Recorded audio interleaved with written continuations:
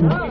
কিন্তু আপনাদের পরিষ্কারভাবে বলছি, আপনারা বাজেটে আমাদের বঞ্চনা করেছেন, আপনারা বাংলার সমস্ত উন্নয়নের প্রজেক্ট বন্ধ করে দিয়েছেন, আপনারা বিরোধী দলের কোন রাজ্যকে কোন সুযোগ দেন না, এবং আপনারা আমাদের 3 বছর ধরে 100 দিনের কাজ বন্ধ, প্রধানমন্ত্রী আবাস যোজনা বন্ধ, রুরাল রোড যোজনা বন্ধ, সমস্ত কিছু বন্ধ করে রেখেছেন।